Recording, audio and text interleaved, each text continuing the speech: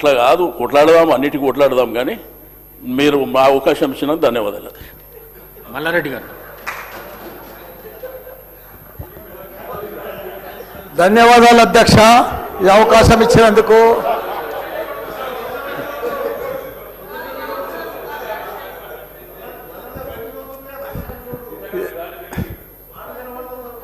సరే, పెళ్ళికి వచ్చినా రాకున్నా కానీ ఒక అధ్యక్ష చాలా బాధాకరంగా ఉన్నది, చాలా ఇబ్బందికరంగా ఉన్నది. మా ఇన్ఛార్జ్ మంత్రి వల్లనే నాకు. ఎందుకంటే నేను సురువుల మా శ్రీధర్ బాబు మాకు ఇన్ఛార్జ్ వస్తా అంటే నాకు మంచి మిత్రుడు ఆయన. నాకు అప్పుడు ఆయన మంత్రి ఉన్నప్పుడు 2009లో నా కాలేజీలకు హెల్ప్ కూడా చేసిండు ఆయన. కానీ అట్లా వచ్చినందుకు ఇప్పుడు మళ్ళీ మాకు ఇన్ఛార్జ్ మంత్రి అయినందుకు చాలా హ్యాపీగా ఫీల్ అయినా. కాకపోతే ఇప్పుడు ఎంత బాధపడుతున్నా అంటే అంత బాధపడుతున్నా, భరించలేను ఆ బాధను. నా గుండె ఇట్లా బాధతోటి భరించలేకపోతున్నా. ఎందుకంటే జవహర్ నగర్ అనే ప్రాంతము నా గుండెకాయ. అలా ప్రజలకు చెప్పిన, అందరికి చెప్పిన, దాన్ని అంతా కూడా జిహెచ్ఎంసి మొత్తం చెత్త అంతా తెచ్చి కొన్ని ఏళ్ళ సందే అడ్డే వేస్తున్నారు. పర్లే వేస్తున్నారు, అది కాంగ్రెస్ టైంలో సందే వేస్తున్నారు, ఇప్పటిదాకా కూడా వేస్తూనే ఉన్నారు. కంటిన్యూ కాంట్రాక్ట్ ఉంది వేస్తున్నారు. మీ దాంట్లోనే కంటిన్యూషన్ అని చెప్తున్నా. నా జర ఓపిక పడతా, నీకు దండం పెడతా. ఎందుకంటే ఆ చెత్త వేసినప్పుడు నేను మంత్రి ఉన్నప్పుడు మా కేటీఆర్ గారు 500 కోట్లు ఇచ్చిండు. చెత్తతోటి కరెంటు తయారు చేసే ఉత్పత్తి ప్లాంట్ ఆడ తయారు చేసినాం దాన్ని. అది కాకుండా 144 కోట్లతోటి క్యాపింగ్ పెట్టిన, మొత్తం మట్టి పోసి గడ్డి పెట్టి అది గుట్ట లెక్క తయారు చేసినాం. దానికి తోడు వర్షాకాలంలో అందులో వచ్చిన మురుగునీళ్ళు అంత వస్తే ఫిల్టర్ చేసేందుకు 250 కోట్లు ఇచ్చినాం వాటికి ఎస్టీపీ. అంత బాగా చేసి అందంగా వాసన రాకుండా చేసినాం నా మంత్రి ఉన్నప్పుడు మా కేటీఆర్ సార్. అటువంటిది ఇప్పుడు 2 సంవత్సరాలు 4 నెలల సంది భరించలేము. కొత్త గుట్ట చెత్తకుండి తయారు చేసారు కొత్తది ఒకటి. అది రోగాన బారి పడుతున్నారు. వాటర్ల పొల్యూషను, గాలిల పొల్యూషను, భూమిల పొల్యూషను, మురికి నీరు ఉండలేక 2 లక్షలన్నర ప్రజలు ఉంటున్నాడు. దయచేసి అన్న శ్రీధర్ అన్న, నువ్వంటే నాకు చాలా అభిమానం, నన్ను పగబట్టకన్నా. ఎందుకంటే నా నియోజకవర్గం బంగారం అసుంటి, దేశంలోనే నంబర్ 1 అసుంటి మేడ్చల్ నియోజకవర్గం. దాన్ని తుకుడలు అచలం కుతలం చేసేది దాన్ని.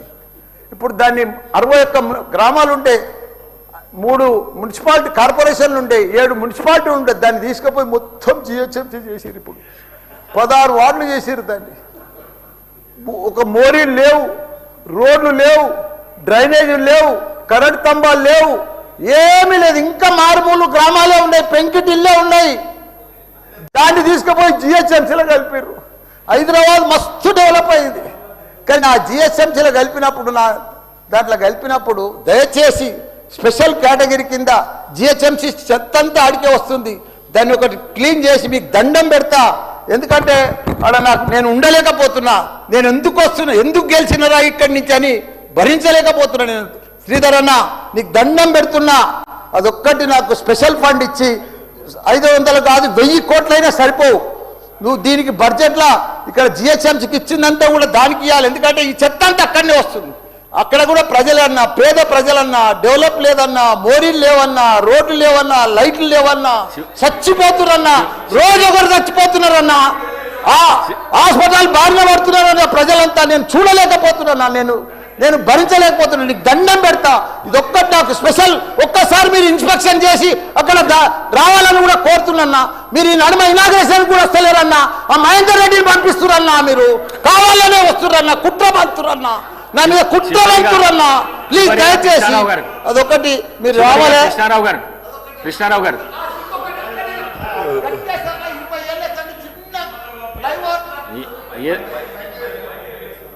మైక్ లేకుండా సరే అన్న చెప్పేస్తా. చిన్న ఒకటే నిమిషం. చిన్న ఫ్లైఓవర్ 20 ఏళ్ళ సంది కడుతుండ్రు. నేను డబ్బులు లేకపోతే కూడా నేను 2 కోట్లు బదులు ఇప్పించి ఆయన 90% కంప్లీట్ చేసిన. ఆయనకు 4 కోట్లు రావాలి. 3 చచ్చిపోయారు ఈడికి. ఆ ఫ్లైఓవర్ బంద్ ఉన్నది గట్కేసర్లా. దయచేసి ఆ 4 కోట్లు రిలీజ్ చేపి అన్న, నీకు దండం పెడతా. ఆ గట్కేసర్లా. ప్లీజ్ అన్న, నీకు లెటర్ కూడా ఇచ్చినా, నీకు మొత్తం ఐడియా ఉంది దానికోసం. థ్యాంక్ యూ అన్న. ఇక్కడ కావాల్సిన మౌలిక సదుపాయాలకు సంబంధించి మనం అనేక మహానగరాలను చూస్తూ ఉంటే వారు ఎదుర్కొంటున్న సమస్యలను కూడా ఈరోజు ఒక ఎగ్జాంపుల్గా తీసుకొని రాబోయే కాలంలో మరి దేశంలోనే కాదు అధ్యక్ష, ప్రపంచ స్థాయి పటంలో మన హైదరాబాద్ నీ ఉంచాలనే ఒక దృక్పథంతో గౌరవ ముఖ్యమంత్రి గారు మరి వారు స్వయాన మున్సిపల్ శాఖను నిర్వహిస్తూ ఒక కార్యాచరణ తీసుకొని ముందుకు పోతా ఉన్నారు అధ్యక్ష. సరే, రాజకీయాలు ఉంటాయి డెఫినెట్లీ. బయట మనము మాట్లాడుతూ ఉన్నప్పుడు రాజకీయ పక్షాన కూడా వారు మాట్లాడతారు, మేము మాట్లాడతాం. వారు చేసిన ప్రగతి, మేము చేస్తున్న ప్రగతిని కూడా చెప్పుకుంటాం అధ్యక్ష. సలహా సూచనలు ఈరోజు ఈ వేదిక ద్వారా సలహా సూచనలు వస్తాయని అనుకున్నాను. కానీ మా వివేకానంద గారు మొదటి నుంచే క్రిటిసిజం మొదలుపెట్టారు. నేను అనుకున్న మా మిత్రులు తప్పకుండా 2-3 మంచి ఆలోచనలు ఇస్తారని, కానీ మొత్తం విమర్శలతోనే ముందుకు సాగించారు అధ్యక్ష. డెఫినెట్లీ వీ వెల్కమ్ కన్స్ట్రక్టివ్ క్రిటిసిజంగా తీసుకునే వ్యక్తిగా ఈరోజు ఇక్కడ నిలబడ్డా అధ్యక్ష. ఓ పరంగా ఈరోజు వారు చెప్పిన అనేక అంశాలు ఉన్నాయి అధ్యక్ష. ఒక్కొక్కటి చెప్పాలంటే అందరికీ సంబంధించి సార్ ½ అన్ అవర్ అవుతుంది. బ్రాడ్గా చెప్పే ప్రయత్నం చేస్తాను. మీది కూడా చెప్తా సార్, మీదే స్పెసిఫిక్గా చెప్పాలి. 10 సంవత్సరాలు ఏం కాలేదన్నారు కూడా చెప్పాలి అది సార్. సార్ అధ్యక్ష, ఈరోజు మరి ప్రత్యేకించి 15,000 పైచలకు నిధులు కేటాయింపు చేయటం, వివిధ వర్క్స్ రూపేణా ఈరోజు మేము ప్రశ్నకు జవాబులో ఫ్లైఓవర్స్ కానీ అదేవిధంగా వివిధ అంశాలపై మరి చెప్పడం జరిగింది అధ్యక్ష. 122 కోట్లే ఖర్చు అయింది. ఇంకా ఎప్పుడు ఖర్చు చేస్తారు? తాతలు ముత్తాతలు మా మన్మరాళ్ళు చూస్తారా లేదా అని సందేహం వ్యక్తం చేశారు అధ్యక్ష. నేను ఉదాహరణ చెప్తా ఉన్నాను, ఎందుకంటే చాలామంది గౌరవ మంత్రులుగా ఉన్నారు.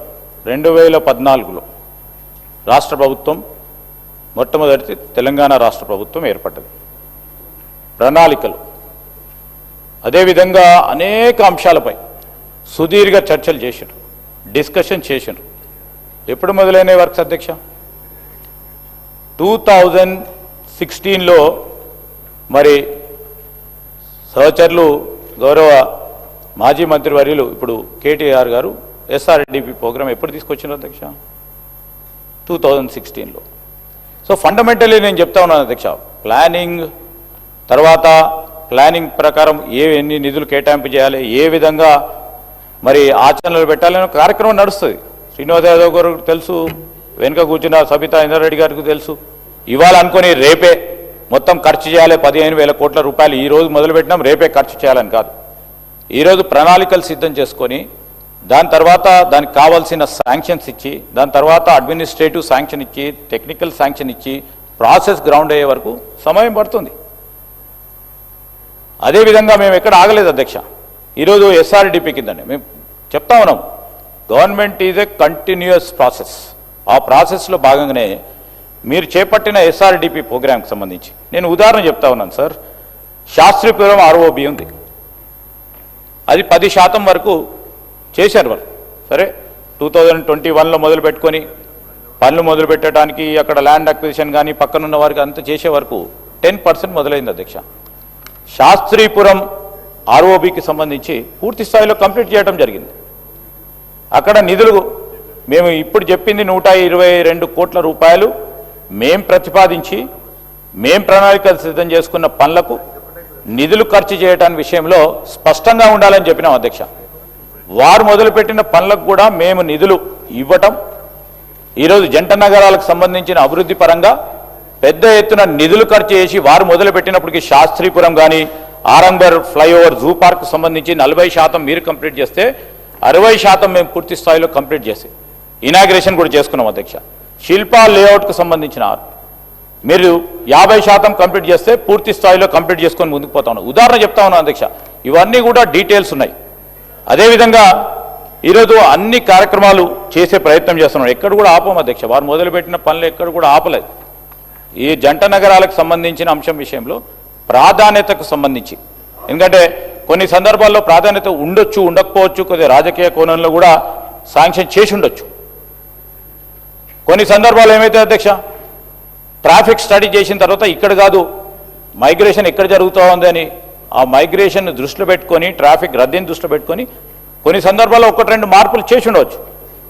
కానీ నిధులు ఆపలేదు. ఈ జంట నగరాలకు సంబంధించిన అభివృద్ధి విషయంలో ఎక్కడ కూడా మేము రాజీ పడకుండా ముందుకు తీసుకెళ్లే కార్యాచరణ తీసుకుంటున్నాం. ఈరోజు వివేకానంద్ గారు మాట్లాడుతూ సీరియల్ నెంబర్ 10 and 11కి సంబంధించి కుక్కట్పల్లి వై జంక్షన్ 11 అసలే లేదు, క్యాన్సిల్ అయిపోయింది అని సత్యదూరమైన మరి విషయాలు చెప్పారు అధ్యక్ష.